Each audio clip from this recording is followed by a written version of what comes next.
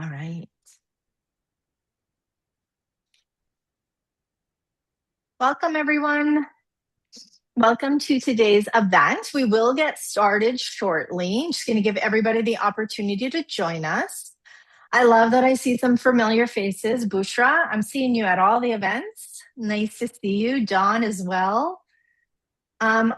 Today is, I'm gonna just set it up. Today is gonna be an interactive session. So if you are able to turn on your cameras, please do so. Also, I'm gonna get us started and ask, thank you. See, ask and you shall receive. Awesome. Fantastic, everyone. Also, if you want to post in the chat where you are calling in from, that would be great.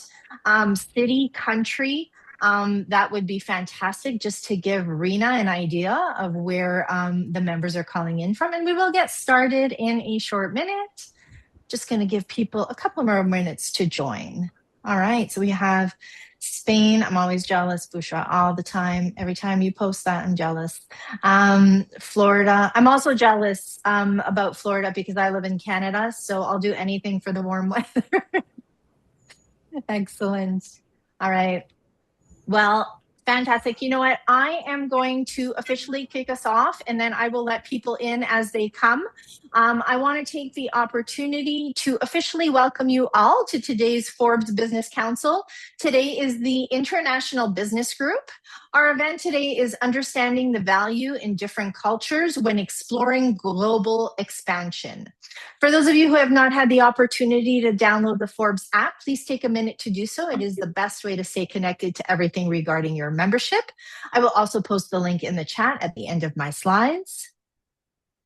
I would now like to take a minute to introduce you all to our team. Angela Finocchiaro is our group events and promotion coordinator. My name is Anne-Marie Pasquino, and I am your virtual experience coordinator. If you have any comments, questions, or concerns throughout the event, please feel free to reach out to me directly in the chat.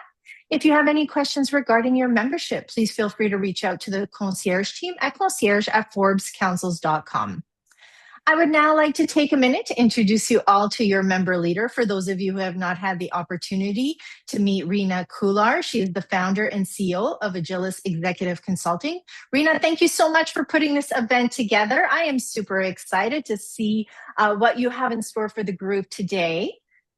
Before I hand it over to Rena, I want to remind all of you there is a whole slew of benefits attached to your membership. Please remember to engage with your community. You can do that in a variety of different ways, such as answering an expert panel question, launch a poll, attend an event like this one, connect with people that are at the event. And last but not least, our next event is on July the 23rd at 1 p.m. Eastern Time. It is the mental health group. Please mark your calendars. And if you haven't registered for it, please do so through the Forbes Council platform.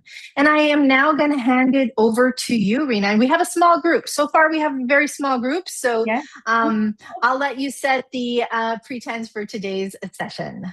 Perfect. Thank you so much. And thank you, everyone, for joining us today. Bushra and I have met before, and it's so nice to see you again. So thank you for joining the discussion today, Bushra. It's a pleasure. It's a pleasure. It's great to be here today. Thank you. Oh, wonderful. And welcome, Zev and Dawn. Zev, you are from, it's the US. What state are, yeah?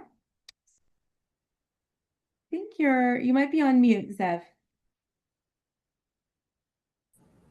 Sorry about that. I'm in Boca Raton, Florida. Wonderful, welcome. And Dawn, if you're comfortable sharing as well.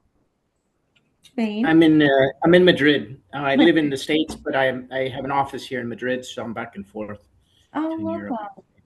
And we see Janet. Janet Lamb has joined us as well. Janet, if you're comfortable, feel free to share where you're calling in from today.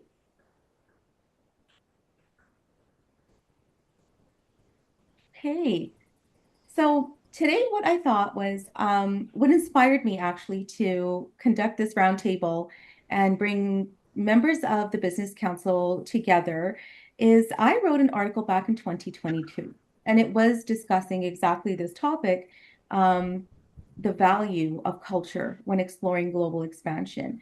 And for myself, my business grew very quickly across the globe from Canada and 100% virtual, because it was focused on people. It was focused on what are our personal and professional experiences, and how can we guide them to determine where we want to be in life and where we want to be in career, and how closely connected both paths really are. And so that idea of storytelling helped me grow this brand of mine as well today. And so what I thought would be a little bit different is the reason we chose a round table was focus on a few themes that maybe if we are international business leaders, if we're entrepreneurs, or we're leaders for an organization who have a team around different countries across the globe, what are some of the things that are working? What are some of the highlighted key themes that maybe you've encountered that have done really well or not done so well when exploring global expansion and working with different people around the world? And so there's so many themes we could touch on, but for the purposes of today, I thought we could chat about cultural norms, business etiquette, and communication nuances. And only if you're comfortable, maybe we could go around the table, and go through the questions and talk a little bit about how, for the first topic, cultural norms. For example, what are some ways in which you become a part of the conversation, engage with other leaders and people in different countries, just to recognize unique processes for their team. And every culture and every country has their unique processes based on culture. So how do you adapt to and understand? What are some of the steps you take to understand the different cultures of the country that you're, interested in participating in business-wise and personally? All right, we're gonna see. I told you, Rena, it's either gonna be a really engaged group or a really quiet group. So if anybody would like to share and just join into the conversation, that would be great. Like Rena said, this is a roundtable. So I see a couple of people unmuting themselves. So we'll go to Bushra and then we'll go to Dawn if that's okay. Thank you. It will not be a quiet group. It's very interesting topic and very interesting conversation. That's my promise from my end. So I have experience working around different countries, different culture, and also our business at the moment. The team are coming from different country, different culture, and spread around. And before we go to any new country, yes, of course, at the moment you do your research, you read about them, you try to understand, you search the people you are meeting, after researching the culture and the country, the city you are going, you search the people you are meeting. But having said that, what I find it very, very, very interesting nowadays, that there is a global culture when it comes to working together.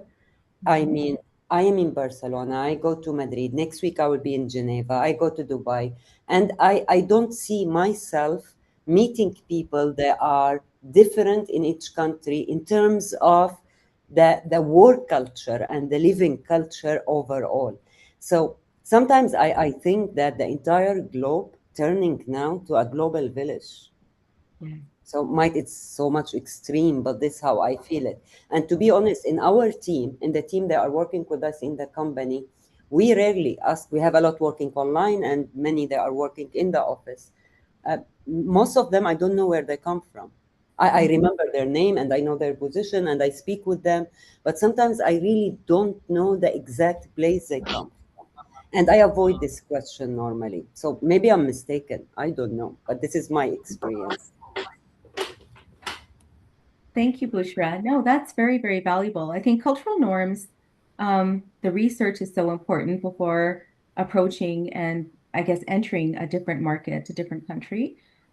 What works, what doesn't, and maybe just having that very careful respect in understanding. And before we get to communication nuances, I'd love to, I think, is it Dawn?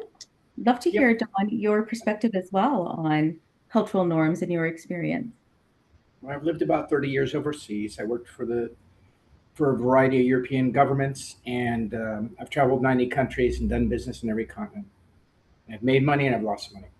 And what we would do, if we were going to China for the first time, we would hire somebody in China. Or when we went to India, we hired somebody local that could guide us around and teach us the culture when you get in there.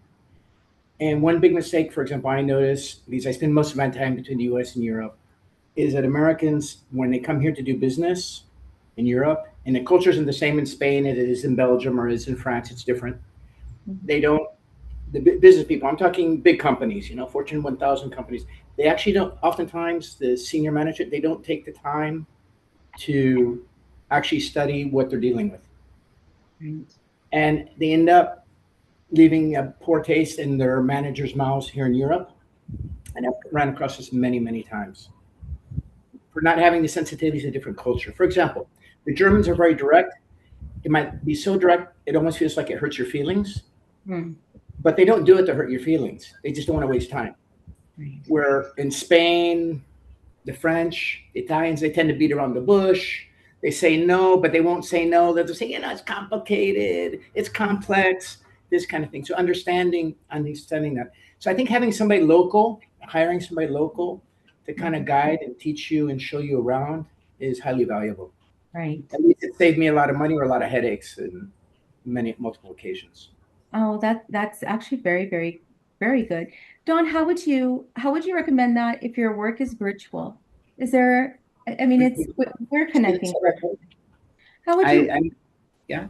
Yeah, if virtual, if we don't have the opportunity, because like today we're connecting online, if we don't have the opportunity to be there in person, and sometimes in person, of course, we can pick up on body language and the EQ taps in a little bit easier because we are in person. But what are some of the, I guess, recommendations you would have that if you didn't have a chance to be in person, but like this?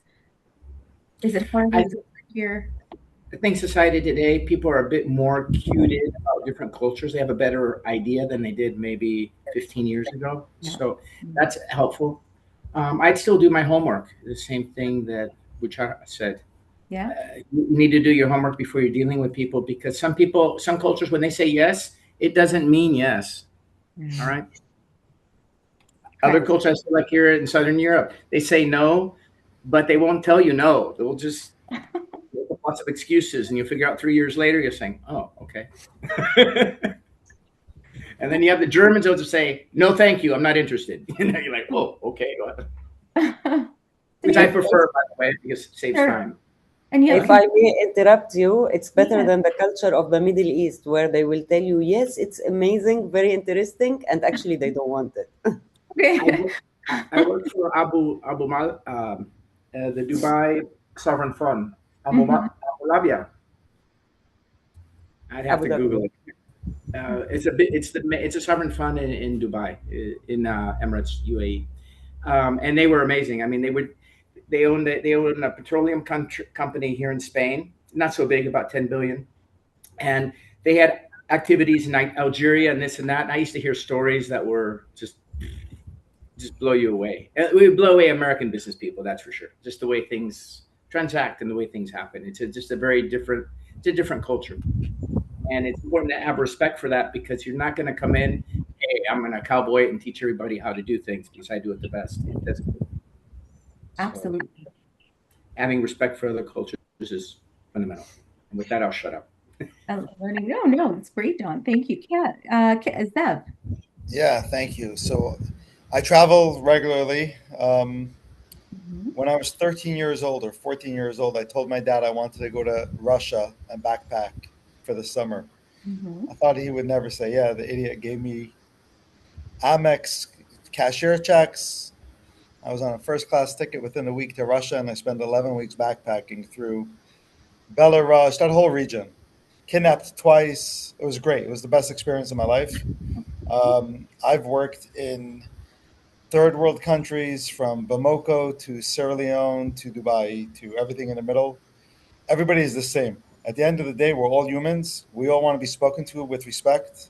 We all want to have eye contact. If you can't have eye contact with somebody in most of those countries, don't bother going there because it's pointless. The problem, what Don was mentioning about corporate, it's typical corporate. They're a position, they're a filler. They do their 18 months, 24 months, and it's the next thing on their resume. And they're not entrepreneurs. They don't really give a flying crap about the end result. It has no effect on them regardless. So they're just there for whatever their company mission is, and they're just filling a checkbox most of the time, unfortunately. In the real world, it's really not complicated. Treat people with respect, give people the benefit of the doubt. I'm not saying to be stupid about it. I definitely, any business I do in China, we have representatives there. It's very important for certain cultures. You have to hold accountable a little bit more than other cultures. I just came back from Romania. 3 of my 5 taxi drivers told me they miss communism. It was absurd. I never thought I'd hear such a thing in my entire life. Wow. Wow. That's so interesting. Just tapping onto that stuff, going into like communication nuances, just because it happens to be one of the pillars we're going to talk about today. How do you handle that, like respectfully, but also carefully I'm recognize? not respectful. I don't give a shit who I'm speaking to. I speak to everybody the same. We're all the same. I don't give a damn about your title. I've spoken to kings. I've spoken to it all. I don't give a damn about your title. Mhm. It's nothing. We all go to the bathroom the same. We're all going to die the same. It's about what we do in this world, in this life. That's the opportunity. All the extras and all the, title, it's nothing. It means nothing. So Common dignity, common sense. you've navigated the cultural differences very well because you're just so accepting. And that's probably something that you could teach. You could probably lead by example on when going to other countries and seeing people beyond perhaps where they live, beyond their country, beyond their language, beyond, true diversity is seeing everyone the same and looking at their experiences and where they're from and seeing the beauty in that in a way, seeing that how we can help each other and grow together. Right. I mean, business aside, personally, I think that we can learn a lot about people through their examples, their personal examples. And I was going to go into the third pillar here for business etiquette is often we work with different people in different countries for a purpose of a project, purpose of entrepreneurship, whatever the reason we're doing it. But have you experienced where the personal life of individuals has come into the conversation and um, how have you dealt with that? Like, what is the learning? What are some of those aha moments that you've left thinking, wow, I was not expecting that conversation. I did not expect to learn that about this individual. Did it make the work easier? Did it, create a relationship that you feel would be, longer term or lifelong? What is your experience? I have some experience with that, but I'd love to hear from everyone here first. Maybe Bushra, I'll tap onto you. Okay, so I had a lot of I must say I made a lot of friends along the way of working and meeting people, and it's I've been working for quite many years at the moment, so I find it very interesting. But I cannot really recall a moment where for me it take a process. It's not like in business mixing friendship with business from the beginning. It's a little bit difficult for me now back to the culture where I come from or how I've been raised, so it's a little bit difficult, so it take me a time. But the friendship after that, when it's built through the business relation, it become very very very strong, and I have friends since, and even business partners now since 25 and 30 years. But I don't see it. It's like a sudden, especially when you are doing international business and expanding. I think if I go to a meeting and I try to talk a little bit personal or I ask a little bit of personal question, I think it's not comfortable at the beginning. It doesn't draw the right boundary in the conversation because I'm going there for the business. I have one, two, three, four I want from them, and they're expecting me to come that. So really, for me, it takes time to build up, you know, and that's my personal experience. And I will just agree with the gentleman how they say it. Trust me, I felt it's working with the Russian, with the Indian, with the Middle East people, with the Spanish, with German, everybody, more or less the same. Mhm. And what about language? What is everyone, and feel free anyone to jump in, Dawn, Janet, Sav, Naja as well, and Bushra. What is the language? What have you found? Have you practiced the language or learned the language, or is there something that you use that's helped you navigate kind of that language barrier when you're in another country? See, I can tell you, I feel it work double standard, the language, meaning some people, they feel it very interesting that you are putting an effort to become closer to them or to understand their culture. And I felt it at some places. I faced the cases where people feeling a little bit insulting, and you're trying to speak the language. It doesn't make everyone comfortable. So literally, I feel it's situation to situation. It's meeting to meeting, person to person. And yes, it's nice to learn a couple of words or to have a dialogue in the local language. But I believe in business right now, the language turning out to be global English language. And either you are talking with the French or with the Spanish, unless you are doing a local business. We are talking about the international business. They are expecting the English language. And it gives a kind of sense of a nice sense to it. And when everybody has his own accent, keeping the local touch in it. Yes, I agree. 100%.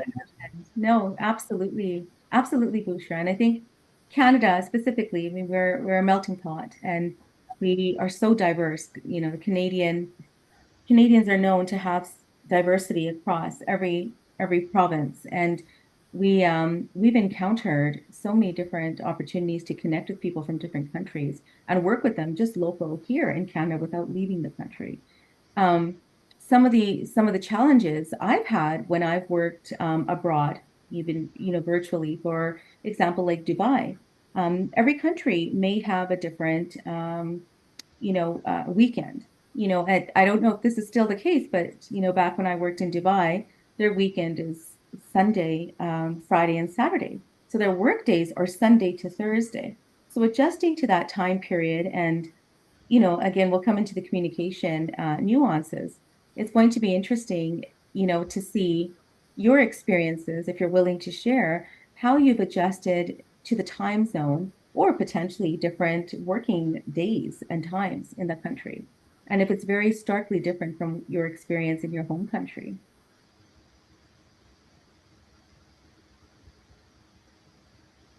And maybe Dawn, did you want to, because you've been to so many countries across different continents, are you willing to share how you've adjusted? Yeah. How about different countries? You're talking about the time zone, this jet lag and stuff. That's right. The Time big zone. that I was taught by airline stewardesses that when you get to the place, don't go to sleep, no matter how tired you are. And if you can't handle it, take maybe a 30-minute nap. Stay awake.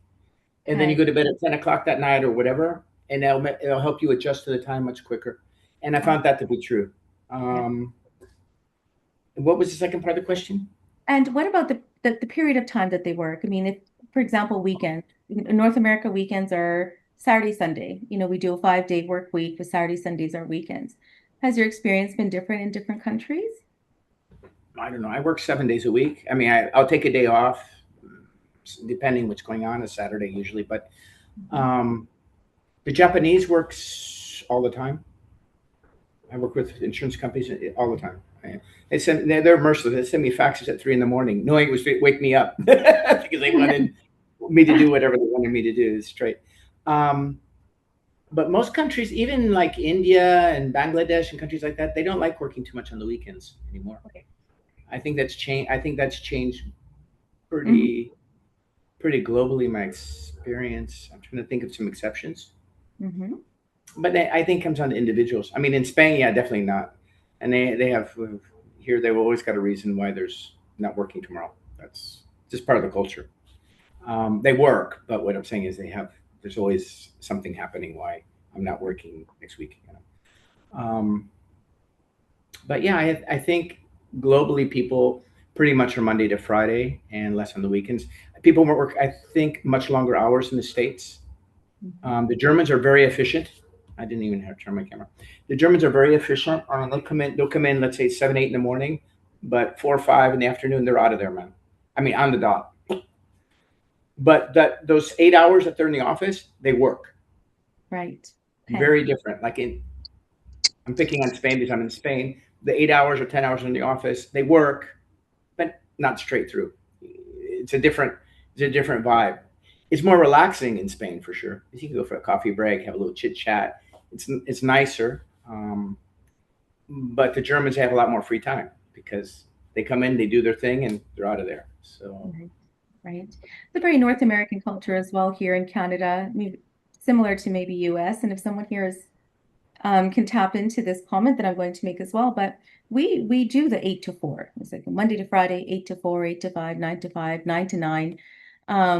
But different countries, I find, take a break in the middle of the day. They start their day at 9 or 10, and then there's a little break in the middle of the day, and then they continue on until 9 or 10 at night. So that's not something that is different for them. It's probably something that works for them. In India, for example, they do that. In Dubai, they do that as well. Zeb, I see you're unmuted. I'd love to hear your thoughts. Which part? I got cut off. So what has been your experience with time zones and timing and adjusting to, again, I'm coming from a Monday to Friday, 9 to 5, environment. yeah, I'm not a corporate person. I'm a 24/7, 365. I have a 5-year-old, 3-year-old, and a 6-month-old at home. I go in and out of the country wherever I'm going to as fast as I could get in and as fast as I could get out. Don's point earlier, when I land, I'm never going to go into. I'll go into a hotel, 9 out of 10 times I take a shower in the airport, in the lounge, get dressed into whatever I'm going on straight. I got off an international flight at 1 o'clock. My first meeting was at 3. Oh, wow. Okay. Like in and out as fast as I can. One of the things I was really impressed with Turkey, their manufacturing. I do a lot of manufacturing. Well, I use Turkey a lot, I guess. I appreciate the way they treat their employees. I really look at how they treat their factory employees. If they're going to treat their factory employees not the best, they're not going to be. I would never do business with them. Turkey, I really like that. They do the transport. They pick them up in a van. They get in the van. There's tea for them with something to eat. They get into the factory before they go change. They get out of the van. They have a breakfast.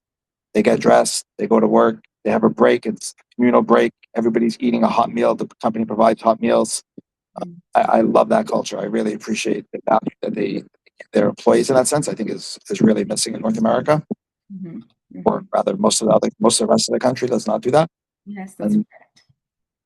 Eastern Europe, try to commute through Eastern Europe. You have to go 2 kilometers for a meeting, and you go into an Uber, and you can sit in that car for 40 minutes because the roads are just so backwards.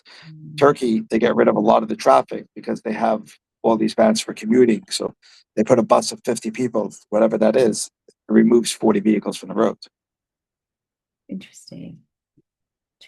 As far as languages, I don't try to disrespect anybody. When I speak fluent, I speak English, French fluent. I'll speak in those languages. Outside of those languages, hi and goodbye in their language. The rest is they're expecting it to be in English.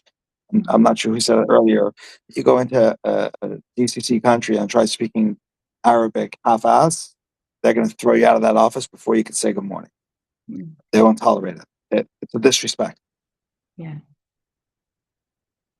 It's interesting. What do you find now, getting into a bit of the communication nuances? Have you found that, and I'll give you an example here. When I was working remotely in Dubai, I found that I was addressed as Miss, Miss Rena, good morning, Miss Rena, and I found that very interesting. And it took me some time to get used to that cultural respect is how they feel about foreign team members. And so I used to say, no, just call me Rena. But they felt, no, this is how we address individuals on our team who work in different countries or contractors and whatnot. So how have you dealt? Has anyone experienced trying to, I guess, integrate into the communication nuances and the communication style of the different countries? I had a nice project in Finland a couple of years back, and I remember entering that office telling the lady, hi, how are you? And she said, do you know me? And I get a nice shock that time. No, I don't know you, but normally we ask, hi, how are you, I said, okay. And she smiled after. I explained to her and she smiled. She didn't take it insult or anything. Back to your question of addressing people, I think When it comes to business right now, there is a very straightforward terminology we are using. You know, it's the first time you're emailing somebody or you're talking with somebody, you get to tell him, sir, whatever, miss, whatever, madam. But the minute you start meeting online or you met him in person, you can see that thank you by name, you can call him, and you can see that the title has been dropped. But I feel this is happening everywhere. I don't know. For the Middle East people, if you are talking specifically about Dubai, they still have that when they are dealing with a woman, you know, that they prefer to keep a little bit distance. Some of them, very small number in the Middle East. I can see it, it's vanishing, you know, by the day, it's getting vanished. But sometimes they keep calling the lady, you know, by a title before they call her by her name, but it's very small percentage. Yes, no, I just call people by their name. I don't care about titles or nothing. okay. And that's the culture, but that makes sense that because that's the culture you're from. That's how we conduct business in our country. And it's interesting to see how we integrate our own business etiquettes into the country that we've chosen to become a part of working with. So what are some, and then this is just again curiosity because it sounds like everyone here has done, continues to do, or is a part of a team internationally in one country outside of your home country. What are some of the challenges? I guess there's so many, but let's focus on one. What would you say is one of the biggest challenges in trying to enter a foreign market, either as an entrepreneur, if you own your own business, or as a leader who's been chosen to lead a team in a different country than your own home country? Like what would you say is probably the most challenging aspect of that?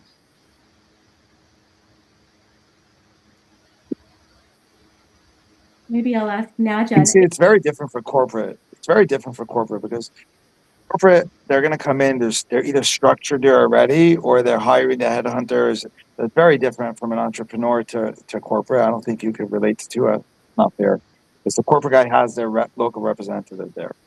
Yeah. From an entrepreneurial point of view, I think the hardest point isn't getting there. I think the hardest point is arranging. Mm-hmm. The arrangements of the meeting are harder as nobody knows you, you don't know them. That part is different. Once you're there, and like the first thing I do if I'm going to work with people, I break bread. If I can't break bread with you, I don't want to work with you. Mm-hmm. Like, and I'm not going to discuss that first meal. I'm not discussing business. I'm not just bullshitting, nothing, getting to know you, nothing more. And that was my next question. And I don't know, Boucher, if you want to tap into this as well, is how do you break the ice, break the bread, break the ice? What are some of the things, if you're in a position to hire or work with a team internationally, what are some of the things that you feel you're navigating carefully to break the ice so that you have a better understanding of their culture, outside of their personality, but their culture specifically? I agree with Zef a lot about it's different when it's a corporate and when it's a business and when you are individual trying to go and meet the people, you know. So for a business to move to a country, to start in a country, yes, it's depend on their service and their product. They need to understand if this market, the people live in that geographic place, they are in need for this or it's match what the majority of the people there they are doing.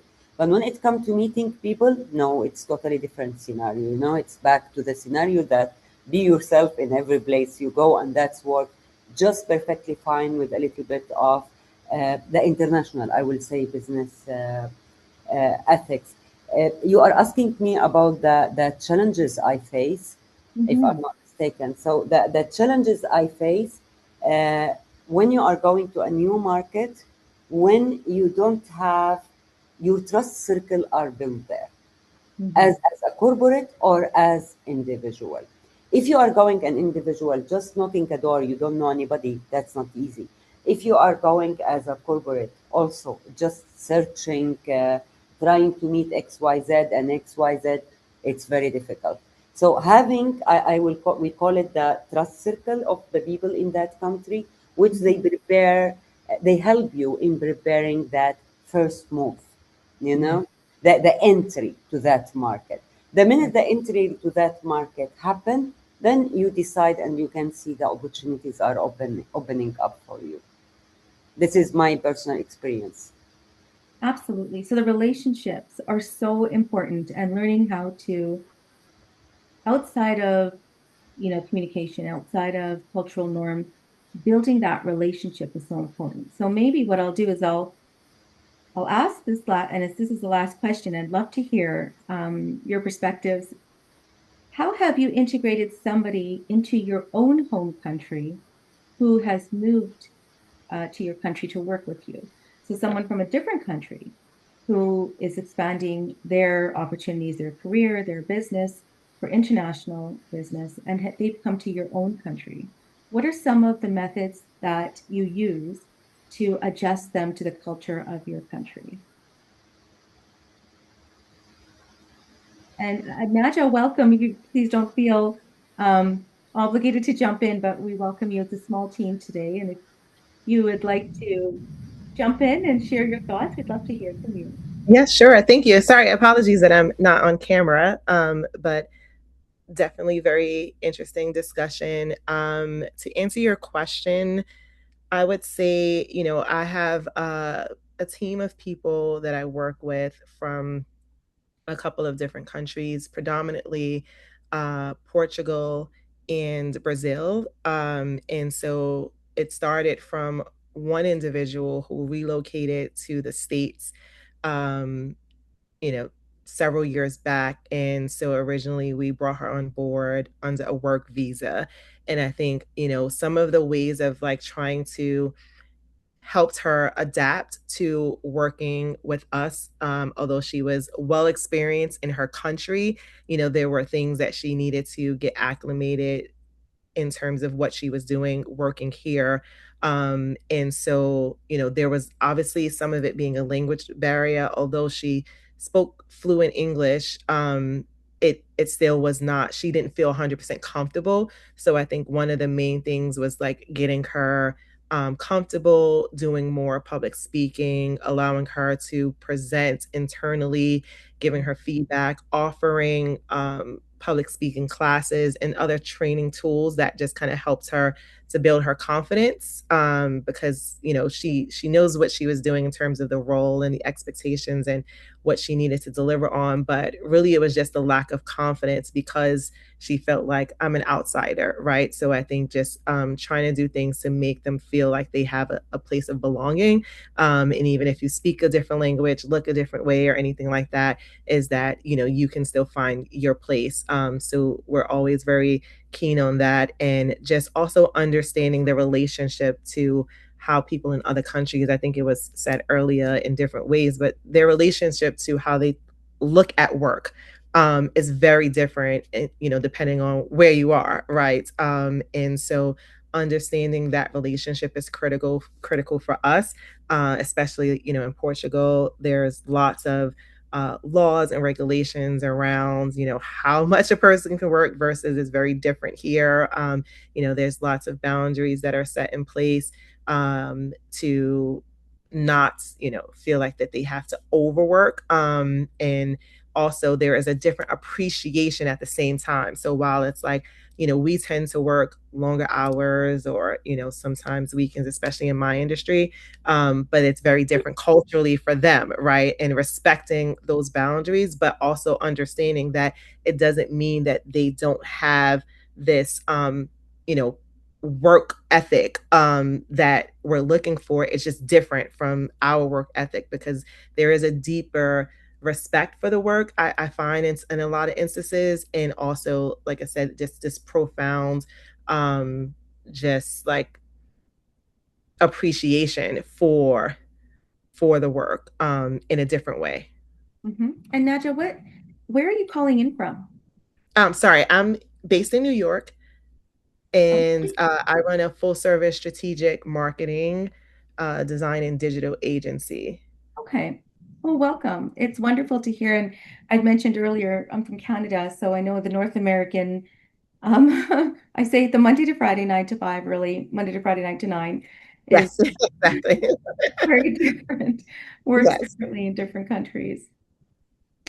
Well, I'd love to turn it around. I may be able to end the session early because those were all the questions I had today, and we have a very small group, so we've gone through them quickly. But I'd love to turn and do a quick last-minute roundtable and see if there's anything else we haven't touched on that you'd like to talk about as it relates to the cultural nuances, norms, communication, business etiquette for international business.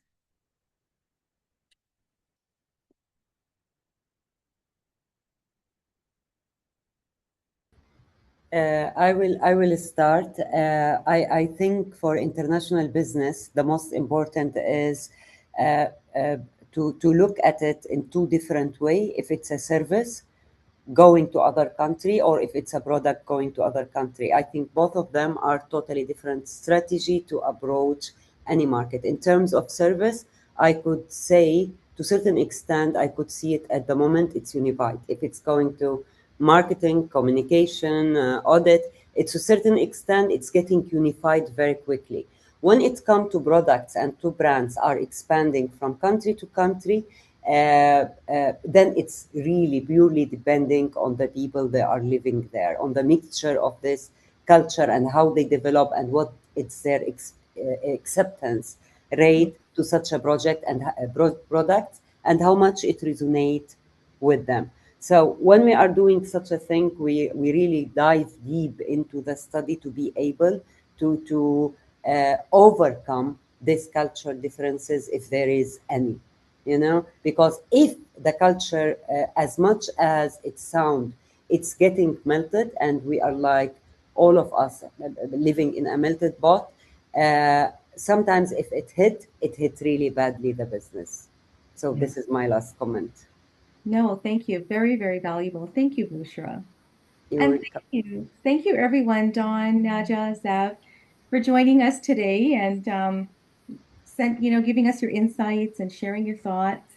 If there's anything else last minute, I'll turn it over to Anne-Marie to take it from here. Thank you very Amazing. Thank you. Thank you, Rena. Thank you for putting this event together. Thank you to all of you who joined us and who participated in the conversation. I think it was extremely valuable. I do want to take the opportunity to remind everyone that our next event will be on July the 23rd at 1 p.m. If you haven't already registered for that, the link is in the chat and you can do so by adding it to your calendar. On that note, I want to wish everyone an amazing rest of their day, and I hope to see you all at the next event. Thank you, everyone.